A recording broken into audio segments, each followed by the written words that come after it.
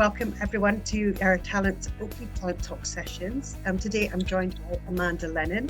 Amanda's a good friend of Oakley and joins us today to talk about the Furlough Scheme and related HR topics that have arisen from the pandemic. So thank you, Amanda, for joining us. This session follows on from a series of videos that are supporting your candidate network with their career search, standing out from the crowd. You have a wonderful story to share. So before we start, would you like to tell us a little bit more about you and your background in HR? Yes, thanks very much for inviting me on. So I originally trained as an employment lawyer, and after a few years in private practice, I moved in-house. So for the last 15 or so years of my career, I've had quite a dual role where I've always kept my practicing certificate going as a solicitor, but I've focused mainly on HR. So I've been an HR director with a background in employment law, which has proved to be very useful when dealing with tricky conversations, negotiating with unions, making changes. And I think as a result, I've spent a lot of my career in change and transformational roles. Yeah. My last permanent role was at Menzies Aviation, and unfortunately I was made redundant from there in February. As with many other companies, particularly in the airline sector, it's a really difficult time. So yeah. Definitely. I mean, so more recently, though, we've seen you doing slots on ITV and This Morning, but it wasn't as simple as just getting the call out of the blue, was it? Can you tell us how you got to that position? When I was made redundant in February, I was in a few processes for permanent roles, and then coronavirus hit, and of course all of those processes just closed or went on hold indefinitely. So, and because of the lockdown, I wasn't able to go out and network and meet people to try and raise my profile. So I had a good think about what I should do instead. And just at that time, Rishi Sunak was announcing the Furlough Scheme. And because of my interest in employment law, I researched the scheme, I listened to every one of his daily briefings, noted down the content, and then started posting video updates, first of all on my LinkedIn feed, but then I also have a Facebook page, a Twitter account and Instagram. So I started posting in all of those forums my video updates. And because there were so many changes happening at that time, there was an awful lot of content for me to post. So I was doing 1 or 2 a week. And from there, somebody on Facebook who I know through my network of school mums picked it up and said that she worked as the head of planning for ITV News, and would I like to come on the lunchtime news to talk in layman's terms about what these changes mean for the thousands of people on furlough who would be watching the news. So that's how I got into it. And then for This Morning, another person in my network contacted me and said, I've just heard Martin Lewis on This Morning saying that really they should get an employment lawyer to answer some of these questions. And so again, through my ITV News contact, I contacted This Morning, and 2 days later, I was appearing on the first redundancy phone-in that I did with Eamon and Ruth. So wow. It just shows you, if you get an opportunity, you've got to take it, particularly where, you know, I'm a mum of 3 small kids. I have to pay the bills. I had to work. So you've got to keep raising your profile. Yeah, brilliant. What a great story. So during, those sessions, you were there to support people with employment law queries. Yes. Around the furlough scheme. So what were the typical questions that people were asking? So initially, the questions were around, what does furlough mean? Have I still got a job? Or does that mean I've lost my job and I'm not getting paid in full? If I take holiday, because of course employers can still ask their employees to take holiday during furlough, what's my rate of pay? And the answer is the employer has to pay at full pay, even if they're only paying for the normal furlough period at the furloughed rate. Will I automatically be selected for redundancy if I'm put on furlough? The answer to that is no, because as the HR professionals will all know, you still have to go through a process and select people fairly. And just because they're on furlough wouldn't be a fair criteria for selection. Yeah. So there's lots of questions around pay, notice pay, how I don't want to be furloughed. Can I insist on going back to work? And unfortunately, if the employer decides to furlough you, whilst it's a contractual change in your terms, and in theory you have to agree, the reality is if you don't agree, then the next step is probably going to be redundancy in some cases. So there was a lot of helping people look at the options and then deciding pragmatically what was the best thing to do in this period of huge uncertainty. Yeah, I'm sure they were inundated with calls. It was a very strange time for everyone. You're obviously, as an HR practitioner, supporting from the business side as well. So what would you say are the most important things for HR departments now to think about as the scheme's coming to an end?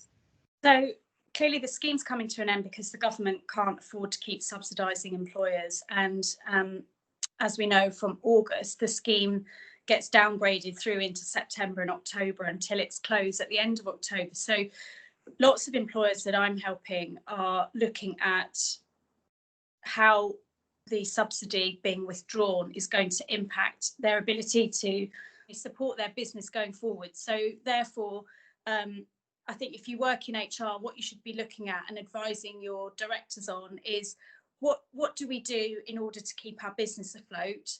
Yeah. Do we now need to reshape and reorganise our business in order to do that? So that might involve redundancies, it might involve different ways of working. You've got the opportunity as an employer for the employment bonus, where if you've had people on furlough and they're still employed as at the end of January next year, the employer will get a bonus of £1,000 per employee. But can you keep them all going until then, and what impact does that have on your business? And then I would also look at the well-being aspects of people being at home for this long. From what I'm seeing, that's the single most important factor, and also something that HR professionals can really be on the front foot with in advising. Yeah, definitely. It's a big thing, and that will bringing people back in and onboarding and what that looks like. Yeah, there's a lot for HR departments to tackle. So thank you so much for all of that. Before we finish up, you mentioned at the beginning of the call how tough it was to keep networking when everything was done virtually, and how to keep growing your exposure. So can you give our network any parting pieces of advice around how to maintain that network and how to grow your network during this time? Yeah, so I'm not a technical person at all. When I started posting video updates, I used my laptop. I used the movie function on there to make and edit the video updates. And I always listen to a really good piece of advice, which is if you want to maintain your profile, you need to be posting something on social media once or twice a week at least. Yeah. So that was with that in mind, I started posting the video updates, and they're a bit rough and ready, but I think that sort of added to the appeal. Yes. And so I did that, and then I used all of the social media accounts that I've got. You would think that LinkedIn was the best professionally, but actually it depends who you're advising. So because I was doing work on the TV and advising employees as well as employers on furlough questions, a lot of those employees are at home using Facebook.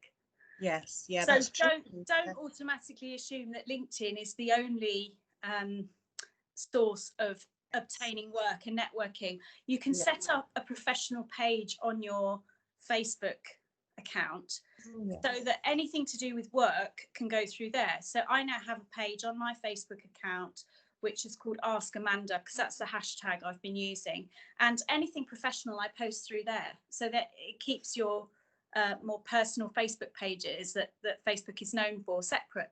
So I just thought I've got an opportunity here, I'll go for it. You've got to find innovative ways of networking when you can't meet people face to face, and I think people are still reticent to go into London to go and meet people. So video updates are the way to go. You can also write articles and things like that, or even share posts that you're interested in and put a little comment when you share them. That's the sort of thing I do, even if you haven't got any particular content to post about that week.